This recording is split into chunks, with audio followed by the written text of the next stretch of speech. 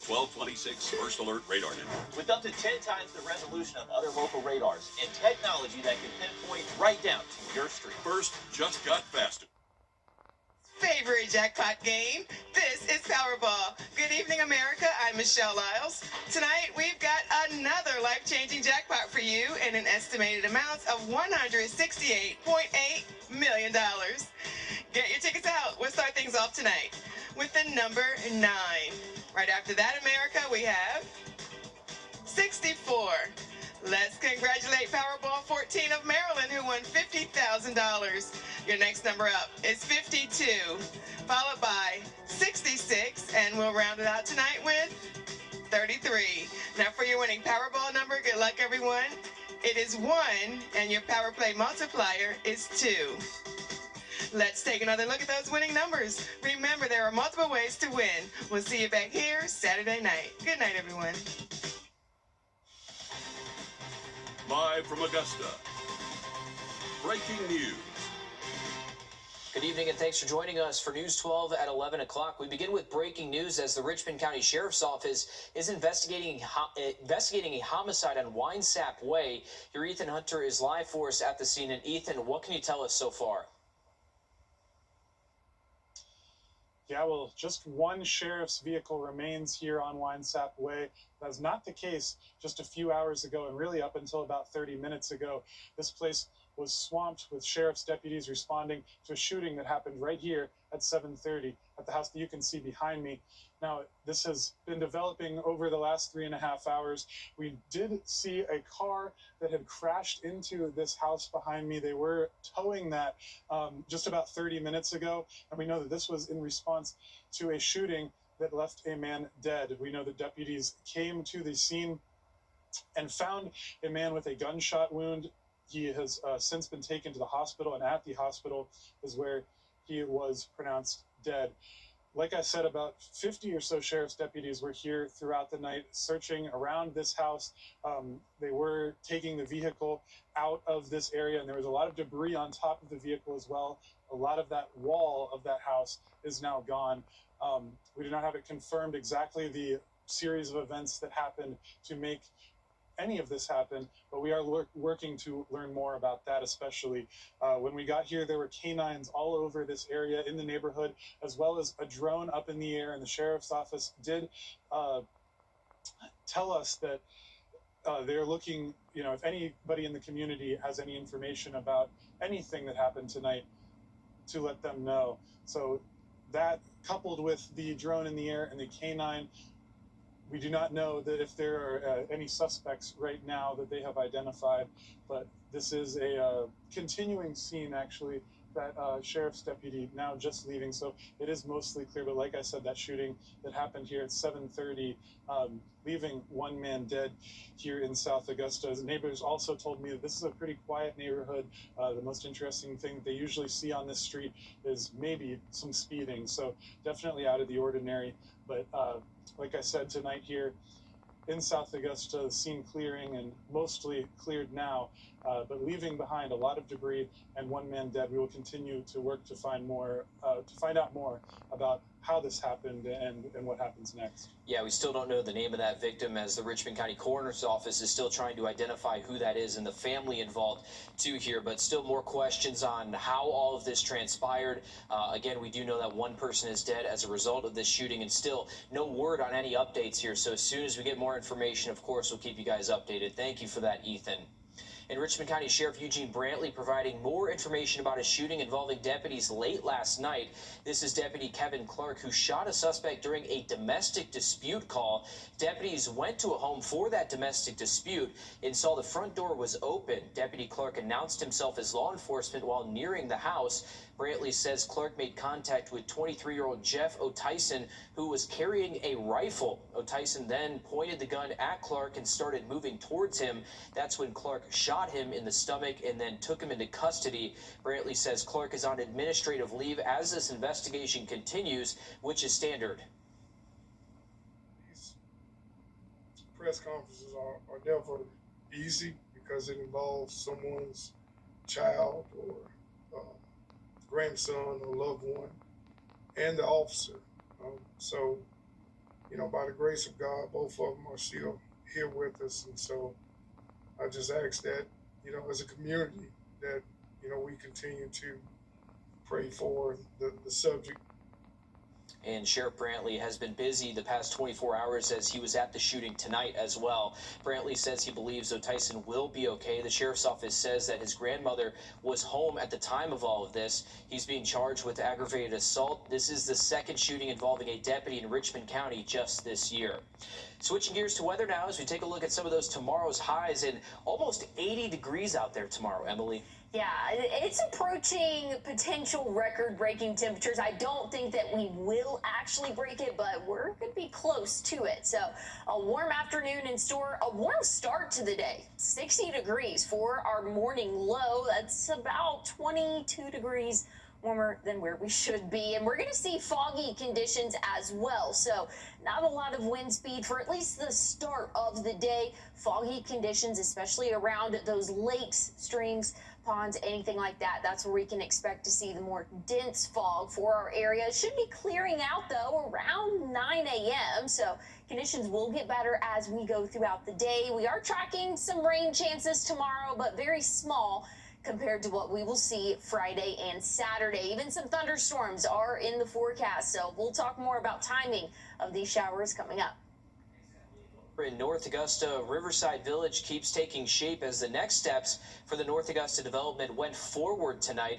The Planning Commission recommended a plan to bring 11 townhouses to the Hammonds Ferry area. It's part of the original plans with Riverside Village. Tonight, the Planning Commission heard about the land in Phase B in Hammonds Ferry, recommending the approval of the request for the townhouses as leaders work to balance the growing density of North Augusta and the increasing needs of young people with the needs of the entire community. Finding that right balance for a community and being thoughtful about making sure that you have housing that is both affordable, abundant, and is meeting with current demands of new consumers, as well as then providing what it needs to for older members of a community is always a challenge, and is part of kind of growing pains and how a community evolves and grows. And the city has not bought the Parcel D land for Riverside Village just yet. Also, the North Augusta Planning Commission and leaders heard a request from the Aiken County Public School District to add onto land near North Augusta Middle School as part of renovations. They talked in great detail about parking and making sure that they're able to get traffic out of streets and help with flow. So I think efficiency, both from a student services standpoint as well as a traffic standpoint, is the focus for that. The construction of the new North Augusta Middle School is covered from the 2024 penny sales tax, and they broke ground on that near the end of 2025. Switching gears here, the Columbia County coroner says 62-year-old Michael McNair is dead from a crash in Harlem. The sheriff's office says McNair crashed at the intersection of Wrightsboro Road and Rabbit Run Road yesterday afternoon. An autopsy has been scheduled for McNair. A trial of Colin Gray, father of Appalachia High School. Looking at our Thursday high temperatures, definitely feeling like spring. Upper 70s for us tomorrow afternoon. We are tracking rain chances, though. We'll talk more about when those showers will enter the CSRA coming up. And a picture can be worth 1,000 words. We take you to a traveling photographer making memories right here in the CSRA. Introducing the Parker's Fleet Card for professional. Now, your first alert weather with meteorologist Emily Acton. Overnight tonight, we can expect to see temperatures only drop to right around that 60-degree mark. Foggy conditions to start off our morning, so give yourself a little bit extra time out there on the roadways. We're going to see breezy conditions really start to pick up for the afternoon, anywhere from 20 to 25 mile per hour wind gusts for us. So again, we are tracking those breezier conditions throughout your Thursday. Now, once we get into Friday, still going to be seeing those breezy conditions. Rain chances tomorrow, very minimal. For the morning, we could see a few isolated showers, and then again around midday, but overall a low chance of rain for us here for your Thursday. So let's take a look at what we can expect. Again, those isolated showers possible. Now, once we get into the afternoon, we'll be mixing in some sun as well. Main batch of rain, though, that's going to hold off until Friday. A few isolated showers before sunrise, but could even see a couple of thunderstorms around the noon hour and lasting into the early afternoon. Still think that we'll see some breaks in the clouds as well and potentially some sunshine for your afternoon. Now, Saturday, that's when we can expect to see more widespread rain and more thunderstorms. Starting off the day, mostly dry, but once we get into the afternoon, we're starting to see that rain moving in and then some thunderstorms for us. Here's around 4 p.m. Some of those heavier showers south of I-20. We'll get a little bit of a better idea on the timing of these showers and thunderstorms and the exact location as we get closer to time. But as of right now, just know if you do have outdoor plans Saturday, just be aware that there could be some showers and thunderstorms. So download that First Alert Weather app, a great tool to have. And this is what we are looking at again. About an inch roughly of rainfall over the next couple of days. So we'll see a few light showers tomorrow, heavier rain, more widespread rain by Saturday, but a big cool down for us. Starting Sunday, we're going to be right around 60, then dipping into the 50s after that. And we're actually going to see temperatures get below freezing starting Monday. So don't put up the winter gear just yet. We do still have another cold snap for us for the start of next week. Thanks, Emily. Sometimes the best stories are the ones told in our own words. And tonight, we're introducing you to a photographer who's really tapping into that. He's traveling all across the South, taking photos of people and asking them to share their own stories in their own handwriting. News 12 photojournalist Andrew Chalker has more. So you're going to be like right in this area here, okay? I'm going to focus, get the camera focused, okay? And then we'll take it from there. So I go around the country. I take portraits of people and ask them to write a little bit about what makes them who they are. Okay, your eyes nice and bright, right at this lens here, okay? The thing that I like about the handwriting is that I treat it as an element of the artistic expression, and it lets the person contribute to the art, because I view handwriting as art, and it's posted right next to their photograph, and everybody's handwriting is irreproducible. It's like a thumbprint. If you could, I want you to start with the truth about yourself and then just expound on that just a little bit. If these books survive 100 or 200 years, they will be priceless, because it's an artifact from people that are living today and their handwritten stories. So I feel partly like a photographer and partly like a historian.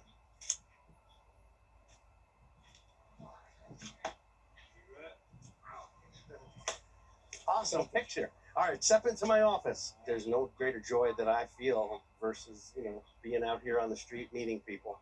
And I like to create this so other people can enjoy it. Pretty cool concept there. Well, there's something about people winning the lottery in our region. A Grovetown lottery player hit the jackpot, winning just under $35,000 yesterday. Two other lottery players in Georgia not in the CSRA won prizes too. One person won nearly $24,000 yesterday, and another player won $11,000 today. Well, Meta CEO Mark Zuckerberg is in court as a trial about social media addiction rolls on in Los Angeles. We head to the courtroom in just a short moment. And as we head to break, here's a live look at San Diego and your winning lottery numbers.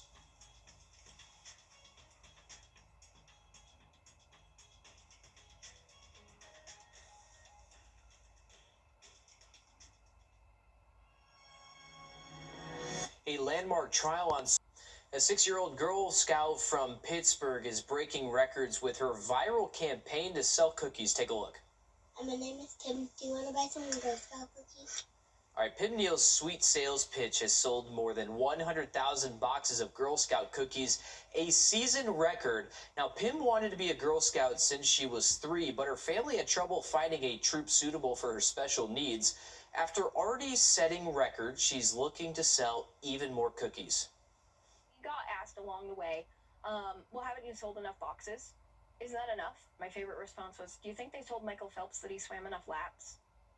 A very good point there. Pim is now going for an even bigger record, the most career cookies ever sold, which is 18,000 boxes, if you can believe it. Here at home, you can get free Girl Scout cookies by giving blood at the local Shepherd Community Blood Center this week. So good idea to do that, and hey, you get some cookies out of it too. Ahead in sports, Demetris picks up a milestone win, but is it enough to make the postseason? We're taking a look at the Peach Belt standings coming up next. The Home and Garden Show is back and packed. First Alert Radar, powered by Jim Hudson Automotive Group. On your sideline, sponsored by Chandler Law Firm. Before we get started, Demetris getting win number 600 against Clayton State. We still have plenty of basketball to talk about, so let's do it. For years, March in the Peach Belt has come with one guarantee. When the conference tournament tips off, you expect to see Aiken and you expect to see Augusta. It's been that consistent, but this year it might be off the table. You have to rewind nearly a full decade to find a season where one of these programs wasn't in the field. The Pacers' last absence, 2016, Mark Vanderslice's first year at the helm in Aiken. As for Augusta, outside of the COVID-shortened season, when the bracket was cut in half where only 4 teams made it, the Jags have been automatic under Demetris. Right now, both programs are living on the edge of the standings, sitting in that dangerous 8 to 9 range. The margin for error is razor thin, and it may just come down to a tiebreaker between the two.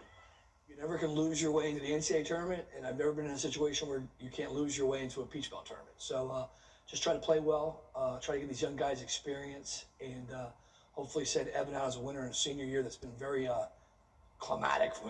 anticlimactic for him due to his injuries and sickness.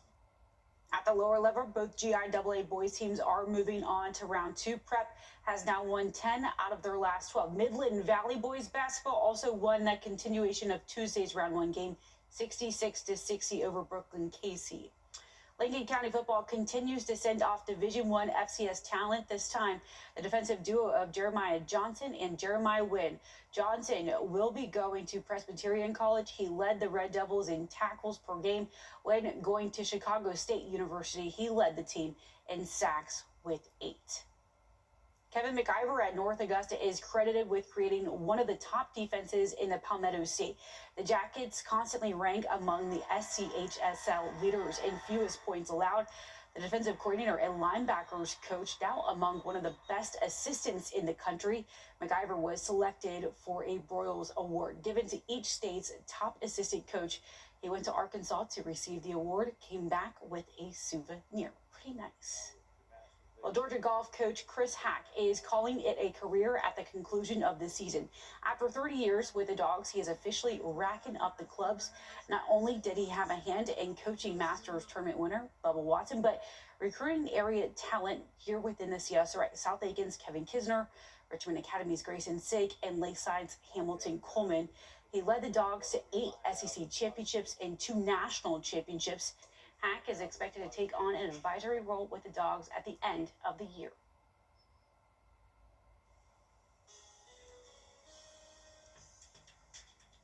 Well, looking at your what to wear forecast for tomorrow, it's going to be a warm afternoon. Isolated shower chances, though, so don't forget the rain gear as you step out the door. I'll have a final check on your 7-day forecast coming up.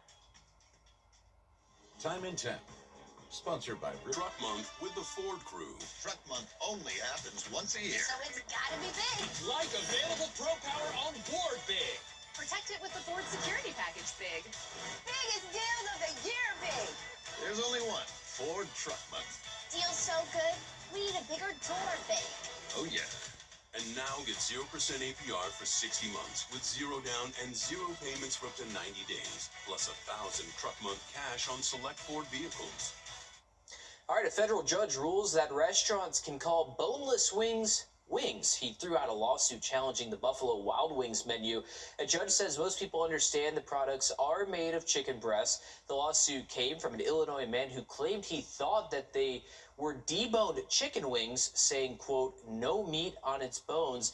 And the judge pointed out most people do not think cauliflower wings contain any meat. But Emily, I mean, if you're going to B-dubs here and going for wings, I mean, you're just eating chicken nuggets at that point if you get Yeah. boneless wings. I agree. I definitely think that you just need to eat wings if you're Those are going there. chicken nuggets. What I just saw on the screen. Yeah. Those aren't wings. I'm just confused. What was this person like in hopes to win? Like, I don't know. You know? We're in a very litigious community environment these days, so I don't know. People sue over everything, I guess. Yeah. Maybe they were upset. I don't know. Yeah. Maybe it was a Monday. They're having a bad day. I don't know. But yeah, I agree with you. I don't know what they're looking to get out of that. But those are chicken nuggets, but I guess they're still wings, according to a federal judge. I will say I do like boneless They're still good. wings, aka chicken nuggets. Those are my favorite, but Big fan. anyways, let's take a look at our 7-day forecast here. Looking at our temperatures overnight, really not cooling off much, right around 60, and we're going to see some patchy fog for the start of our morning, but warming up into those upper 70s by the afternoon. We're going to see the upper 70s again Friday, but that's when we're really going to bring in that rain chance, even a couple thunderstorms Friday and again on Saturday. Scattered showers and thunderstorms likely throughout the greater part of the day Saturday. It's not going to be widespread, but it will last throughout the day. Once we get into Sunday, high temperature right around 60 degrees, and then we're going to have a little bit of a cold snap for the start of next week. Highs only reaching the low 50s. Overnight lows will dip below freezing again. All right, thanks, Emily. That's all the time we have for News 12 at 11 o'clock. If you're up early, the morning show starts at 4:30.